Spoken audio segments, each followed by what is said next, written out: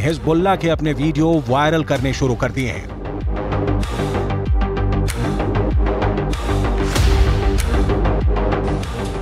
Hezbollah के इस video में बताया जा रहा है कि वो इजरायल पर हमले के लिए तैयार है।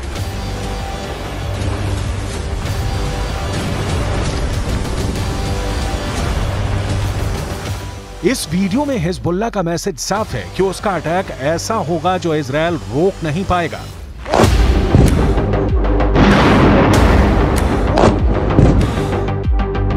इस वीडियो में हिजबुल्लाह का मिलिशिया कमांडो ऑपरेशन की तरफ इशारा कर रहा है।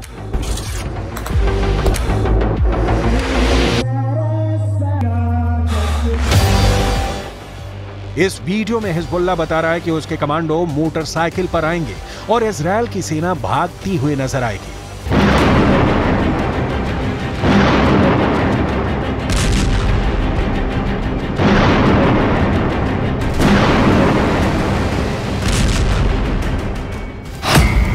हिजबुल्लाह ने इजरायल को भी धमकी दी है। हिजबुल्लाह ने अमेरिका को भी बता दिया है कि वो समंदर में उसका जंगी बेड़ा डुबो देगा। क्या ऐसा मुमकिन है? हिजबुल्लाह की इस चेतावनी को इजरायल में बहुत गंभीरता से लिया जा रहा है। हिजबुल्लाह कैसे युद्ध लड़ता है ये इजरायल पहले भी देख चुका है। इस बार गाजा को बचाने के लिए हिजबुल्लाह इजरायल से लड़ना चाहता है और इस बात को लेकर इजरायल से ज्यादा अमेरिका बेचैन हो गया है। ये दोनों देश हिजबुल्लाह को आतंकवादी गुट मानते हैं, जबकि रूस, चीन, कतर, ईरान और भारत भी हिजबुल्लाह को आतंकी संगठन नहीं मानते। संयुक्त राष्ट्र भी हिजबुल्लाह को सिर्फ एक मिलिशिया मानता है, लेकिन हिजबुल्लाह की नई धमकियों के बाद कई सवाल उठे हैं।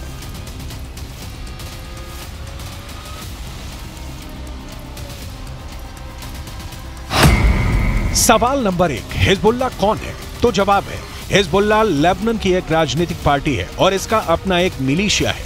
सवाल नंबर 2, हिजबुल्लाह की ताकत क्या है? तो जवाब है, हिजबुल्लाह के पास 1000 लड़ाके हैं, जो लेबनान की आर्मी से भी खतरनाक फोर्स मानी जाती है। सवाल नंबर 3, हिजबुल्लाह क्यों इजरायल और अमेरिका को धमकाता है? लेबनान में हिजबुल्लाह संगठन को खड़ा करने वाला है ईरान, और ईरान अमेरिका और इजरायल का सबसे बड़ा दुश्मन कहा जाता है। सवाल नंबर 4, हिजबुल्लाह को इजरायल क्यों इतना बड़ा खतरा मानता है?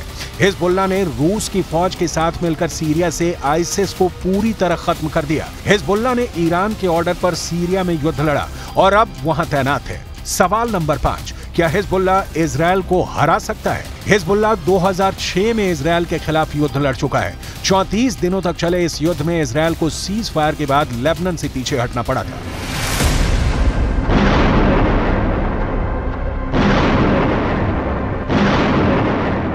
अब 7 अक्टूबर को हमास के अटैक के बाद गाजा पर इजरायल के हमलों ने हिजबुल्लाह फोर्स को सुपर एक्टिव कर दिया है। हिजबुल्लाह ने बहुत साफ शब्दों में कह दिया है कि वो इजरायल पर हमला कर देगा और ये वार्निंग देने से पहले इजरायल तक मैसेज पहुंचा दिया कि अगर इजरायल की सेना फिलिस्तीन के गाजा में घुसी तो वो उत्तरी सीमा की तरफ से इजरायल पर चढ़ाई कर देगा। इजरायल और लेबनान के बीच करीब 130 किलोमीटर लंबा बॉर्डर है और यहाँ संयुक्त राष्ट्र की शांति सेना तैनात रही है। इसमें भारत की फौज भी शामिल है। इस वक्त इजरायल को गाजा से ज्यादा इस बॉर्डर की टेंशन है, क्योंकि अगर इजरायल गाजा में घुसा तो हिजबुल्लाह उत्तर की तरफ से इजरायल से हमला बोल देगा।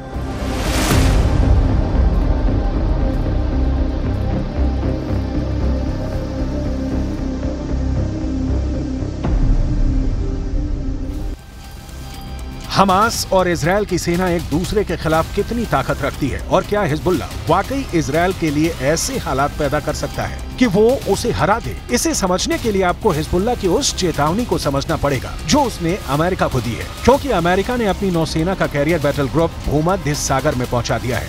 अमेरिका का यह बेड़ा, जिसमें फोर्ड कैरियर के अलावा 5 बहुत ही खतरनाक डिस्ट्रॉयर हैं, इन सब में हर तरह की 1000 से ज्यादा मिसाइल किसी भी वक्त हमले के लिए तैयार है। कोई दुश्मन नहीं चाहेगा कि उसके सामने ऐसी चुनौती खड़ी हो जाए।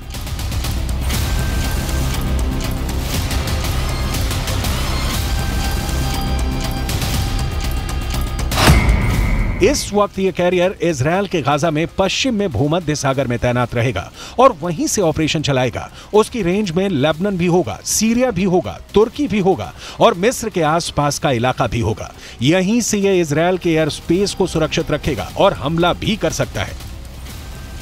ये सब ऑपरेशन अमेरिका के फोर्ड क्लास के कैरियर और उसके बेड़े में मौजूद बड़े बड़े डिस्ट्रॉयर पूरा कर सकते हैं। ऐसा अमेरिका पहले इराक में कर चुका है, उसने अफगानिस्तान में करके दिखाया है और ईरान को भी वो लगातार धमकी देता रहा है। इजरायल के लिए भी जेराल्ड फोर्ड कैरियर को भेजना एक बड़ा युद्ध छेड़ सकता है।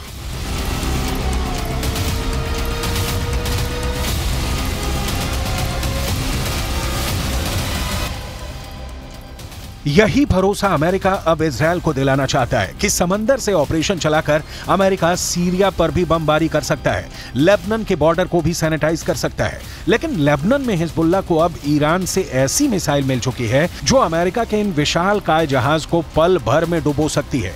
इस मिसाइल को लेकर हिजबुल्लाह का खौफ बढ़ चुका है और वो सीधा सीधा अमेरिका के जहाज को डुबा सकता है। इस खतरे को हल्के में नहीं लिया जा सकता।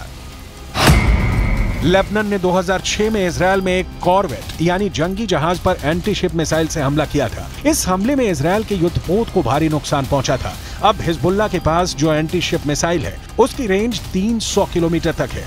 इसलिए लेबनान या इजरायल से यह फासला बनाना अमेरिका के लिए जरूरी हो जाएगा।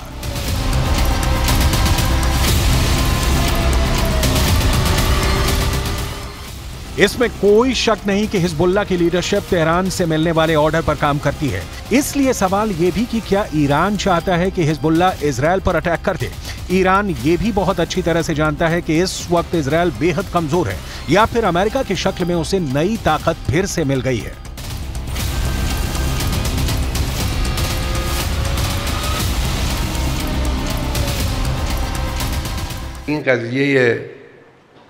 فوزه مهر به این طرف رژیم غاصب صهیونیستی هم از لحاظ نظامی هم از لحاظ اطلاعاتی یک شکست غیر قابل ترمیم خورده.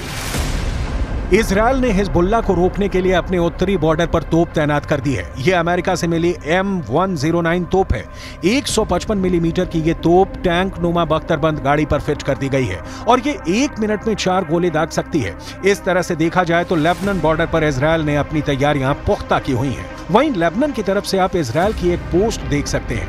यहाँ रेडार भी लगे हुए हैं और इलेक्ट्रॉनिक सिस्टम भी जो हिजबुल्लाह की हरकतों पर नजर रखते हैं। इन इलाकों में 7 अक्टूबर के बाद से तनाव फैला हुआ है। लेबनान की आर्मी भी नजर रखे हुए है। यहाँ रहने वाले लोग भी जानते हैं कि हिजबुल्लाह किसी भी वक्त ऑपरेशन शुरू कर सकता है। جايين لنساند اخواننا الفلسطينيه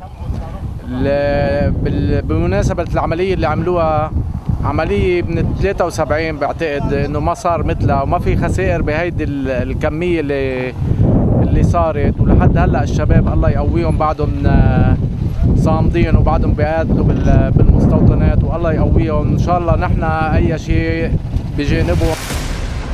दक्षिण लेबनान और उत्तरी इजरायल के बीच जो बॉर्डर है वहां तनाव बहुत ज्यादा है। सन्नाटा सा छाया हुआ है।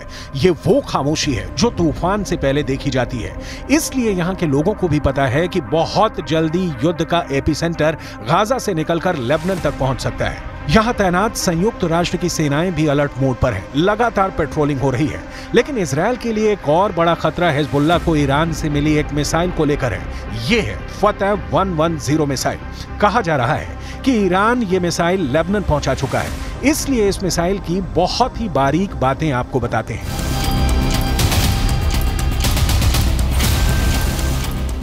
ईरान की यह मिसाइल 300 किलोमीटर तक हमला कर सकती है और ये अपने टारगेट के 3 मीटर के दायरे में गिरती है। एक बैलिस्टिक मिसाइल का इतना सटीक होना बहुत बड़ी बात है और यही बात इजरायल के लिए खतरा है। दूसरी तरफ इजरायल की सेना ने अपना गोला बारूद तैयार कर लिया है।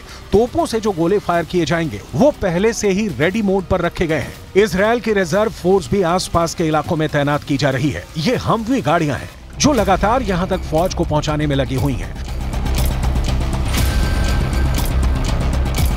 2006 के बाद इस बॉर्डर पर इससे ज्यादा तनाव नहीं देखा गया है और अब हिजबुल्लाह की वार्निंग के बाद सबकी नजर ईरान पर भी है और उसके एक दोस्त सीरिया पर भी है। इजरायल ने गोलान की पहाड़ियों पर भी टैंक पहुंचा दिए हैं। ये जगह सीरिया का हिस्सा थी, लेकिन 1967 में युद्ध के बाद इजरायल ने सीरिया के इस हिस्से को अपने में मिला लिया और तभी से ये इलाका इजरायल के कंट्रोल में है। देखा जाए तो इस वक्त पूरे पश्चिम एशिया में युद्ध की चिंगारी पहुंच चुकी है। इजराइल से लेकर गाजा और गाजा से निकली ये आग अब लेबनान पहुंच चुकी है। चिंगारी सीरिया और ईरान में भी नजर आ रही है।